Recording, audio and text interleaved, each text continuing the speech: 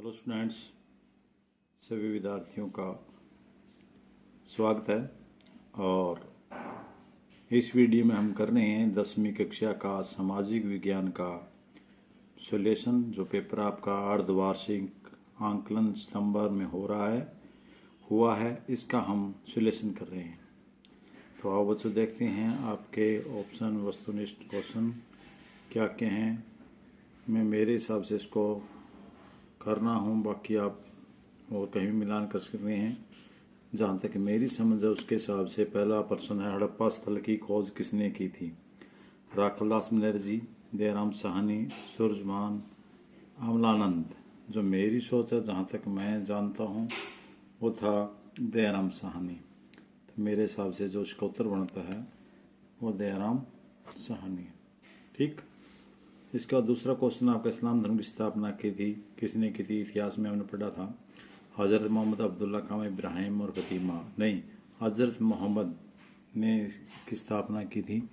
आपसे बच्चों ने हमें किताब के अंदर पढ़े भी था। तो इसका क्वेश्चन नंबर क्या ठीक है आपका आंसर, बाकी रॉन्ग। इसका जौहरी ऊर्जा को निम्न में से किस प्रकार के अंतर्गत रखा जाता है? ये प्रतिपूरक, मानवकृत, अजैव और गैर पुनर्चक्रण। प्रतिपूरक होता है जो ऊर्जा प्राप्त की जा सके, मानव मनुष्य द्वारा प्राकृतिक, अजैव जीवने और गैर पुनर्चक्रण।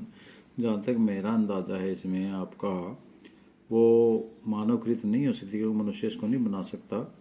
अजैव भी नहीं है क्योंकि जब इसमें एक किस्म से पानी उतार चढ़ाव होता है, ज्वारी का पानी उतरता है, कभी चढ़ता है, तो सजीवता रहती है। दूसरा पुनर्चक्रण तो ठीक था, लेकिन इसने गैर पुनर्चक्रण लिख दिया, इसलिए ये भी आपका गलत है।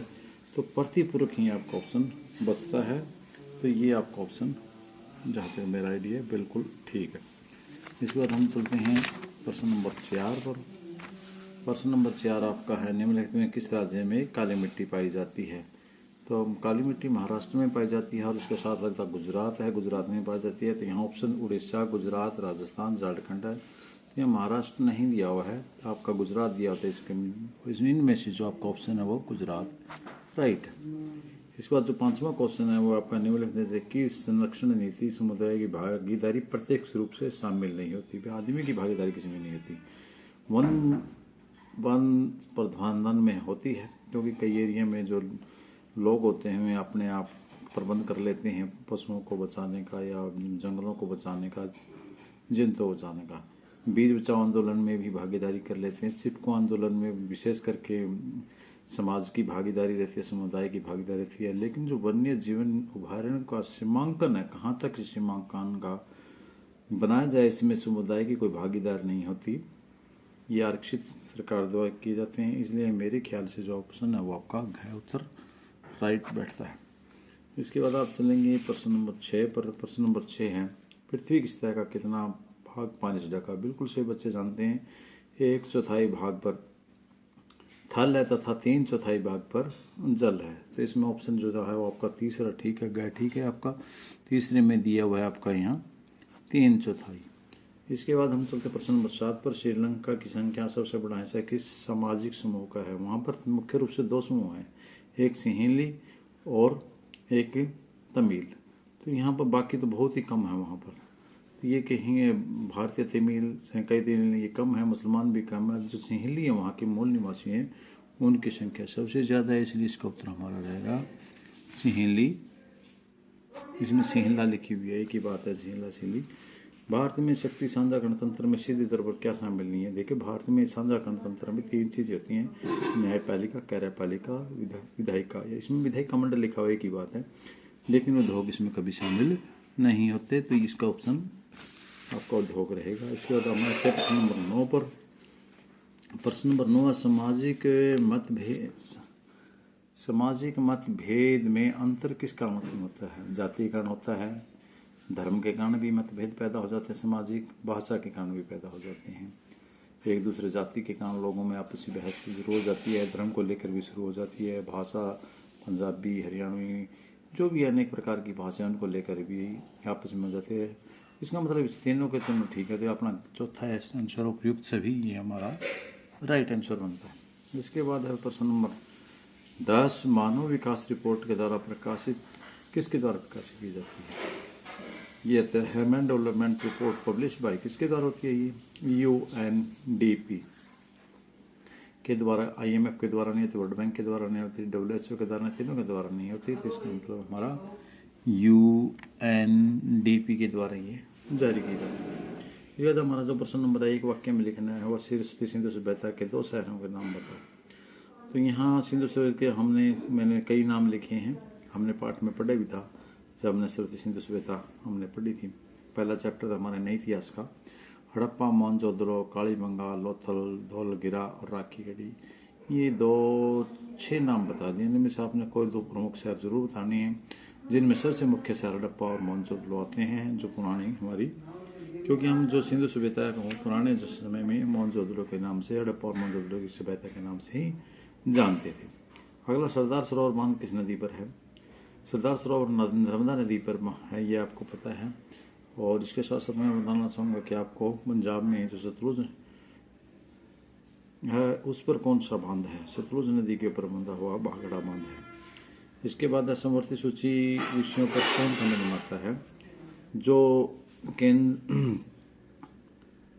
राज्य समवर्ती सूची होती है, इस पर राज्य कानून बनता है। केंद्रीय सूची पर सेंट्रल गवर्नमेंट बनाती है। लेकिन जहाँ समवर्ती सूची की बात आ जाती है तो वहाँ केंद्र और राज्य सरकार दोनों मिलकर ही, इनमें से कोई भी सरकार दोनों के विभाग होते हैं, दोनों के हक के दायरे में आते हैं।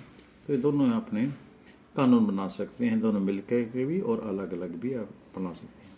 प्रश्न नंबर 14 है, पितृसत्ता क्या होती है? जो पुराने समय में आपको पता है कि जो समाज पिता प्रधान समाज होता कहलाता था, उसको ही पिता समाज का पिता समाजता कहते हैं, जिसमें पिता का ज़्यादा रेखा जोखा होता है या उसकी सत्ता होती है, उसकी प्रधानता होती है पिता की, उसको बोलते हैं।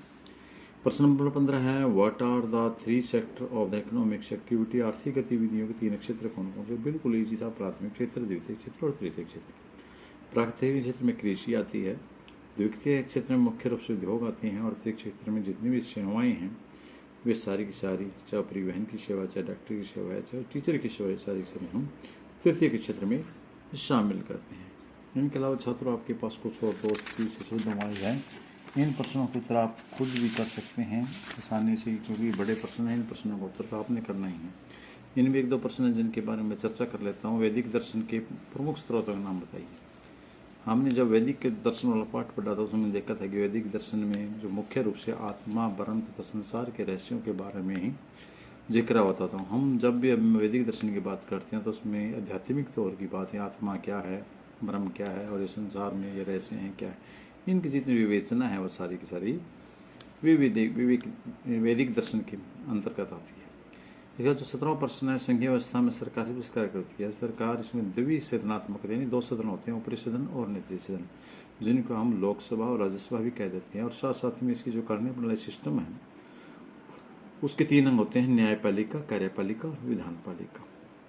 तो इस प्रकार बच्चों ये जो छोटे प्रश्न थे इनके हमने उत्तर किए। बाकी प्रश्नों का आपने बुक में से किए भी हैं, उनके आप प्रश्न आराम से कर सकते हैं। इतने ज़्यादा कठिन ये पाठ नहीं था। तो इन्हीं मुझे उम्मीद है आपको अच्छी तरह से छोटे प्रश्नों को समझने में आपको की में सहायता होगी। इस सब के साथ आपका बहुत बहुत धन्यवाद।